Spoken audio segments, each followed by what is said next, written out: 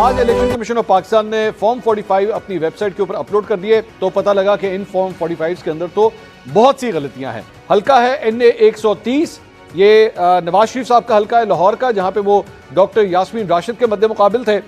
पाकिस्तान तहरीक इंसाफ के मुताबिक जो उनके पास फॉर्म 45 है उसमें डॉक्टर यास्मीन राशिद को 533 वोट मिलते हैं पोलिंग स्टेशन नंबर 116 से, और यहाँ पे नवाज शरीफ साहब को 313 वोट मिलते हैं।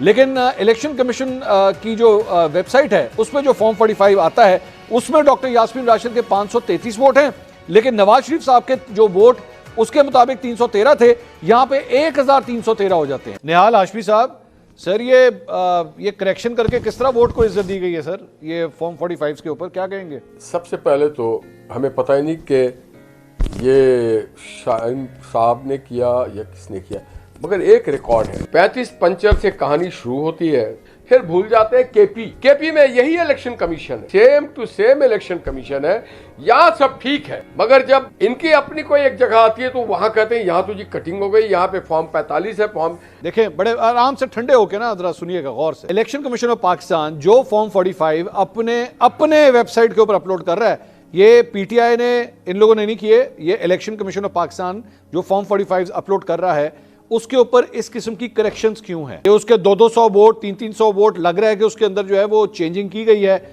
2 को 8 बना दिया गया है, 313 को 1313 कर दिया गया है। लग इस तरह रहा है जैसे ये बाद में जो है इसके ऊपर लिखा गया है।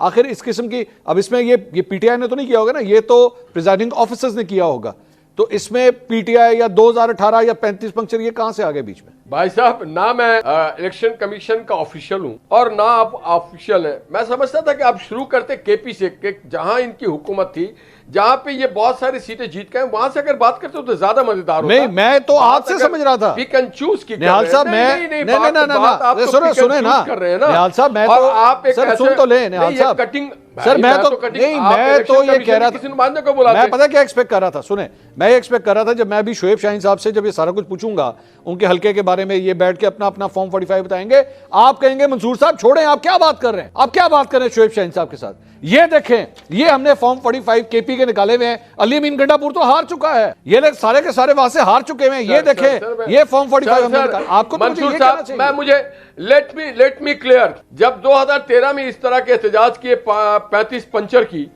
तो फिर उस वक्त मोहम्मद नवाज शरीफ साहब वजीर आजम पाकिस्तान ने सुप्रीम कोर्ट से दरखास्त की कि आप एक कमीशन बना लें, एक इंक्वायरी कमीशन बैठी जी, और अगर इस पे भी दिल नहीं भरता है तो बना ले कमीशन भाई। और आप एज ए पार्टी एग्जिस्ट नहीं कर रहे, सुन्नी इत्तेहाद काउंसिल अप्लाई करे।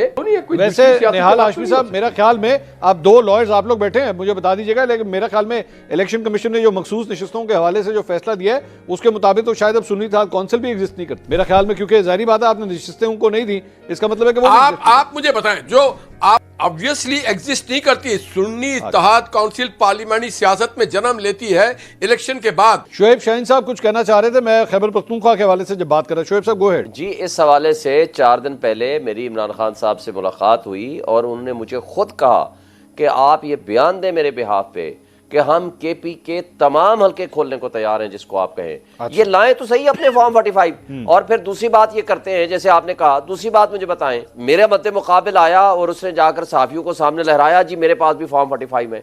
मैं पिछले 15 दिन से उसको रोज चैलेंज करता हूं कि अपने फॉर्म 45 आप वेबसाइट पे डाल दें, आप अपने यूट्यूब चैनल पे डाल दें, आप अपने फेसबुक पे डाल दें। मैंने तो पिछले 25 दिन से मैंने तमाम सारे साफियों को सबको PDF फॉर्म में दे दिए अपने, आप दे दो ताकि हम कंपैरिजन कर लें। आज भी वो ले आए ना। दूसरा मुझे बताएं, नहीं 1 मिनट शोएब साहब, एक एक करके सर, अभी आपको आपका ये जो चैलेंज है ना, ये इसको अभी एड्रेस कर दिया जाता है, ऐसी कोई बात नहीं। अब आपने चूंकि ऑनर कह दी ये बात, तो मैं इसको जाने नहीं दूंगा। निहाल साहब मुकाओ थे, इनसे कहे शोएब साहब आपको मैं अगले आधे घंटे के अंदर फॉर्म 45 मुकाएं, इसको खत्म करें इस चीज। हम में और शोएब साहब में एक फर्क है, ये तो पूरा इलेक्शन ही धुंध में गायब कर देते हैं, धुंध और मैं आपको और सवाल कर रहा हूं, आपको याद होगा ना डच का तो आपको याद होगा। ठीक है, आप हो डस्का से, फिर मैं वापस लेकर आता हूं। शोएब साहब एक वकील हैं, उनको चाहिए कि वो जो लीगल फोरम है उसको इस्तेमाल करें।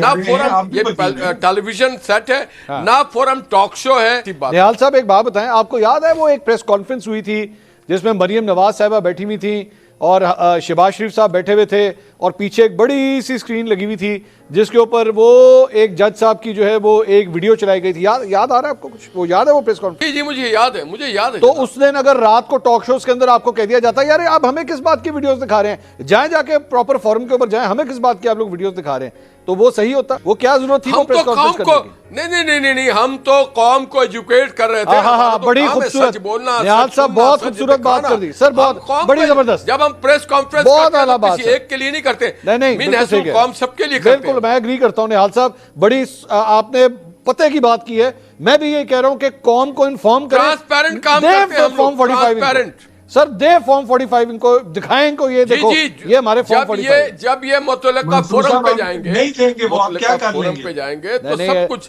अतर साहब ये देंगे, निहाल साहब देंगे, वो कह रहे हैं हमदर्द। अभी काजमी साहब को देख रहा था, इन लोगों के जहन, मेरे दोस्तों के जहन में कहीं ना कहीं एवनफील्ड नवाज शरीफ दुश्मनी है। उन्होंने कहा एवनफील्ड का जैसे रसीद था पकौड़ा उसमें डालने। भाई एवनफील्ड इसी इस्लामाबाद हाई कोर्ट में ओपन ट्रायल में जजमेंट हो गया, फैसला हो गया, पता चल गया, दूध का दूध पानी का पानी हो गया। एक सवाल अगर आप सुन रहा हूं मैं, एक सिर्फ सवाल का, वो मैंने ना इलेक्शन से पहले शहबाज शरीफ साहब से भी पूछा था, चूंकि आप एवनफील्ड की बात कर रहे थे। सर ये एवनफील्ड के अपार्टमेंट्स किसके हैं? आप एवनफील्ड वालों से जाके पता कीजिए ना किसके हैं। जजमेंट में आ चुका है किसके हैं।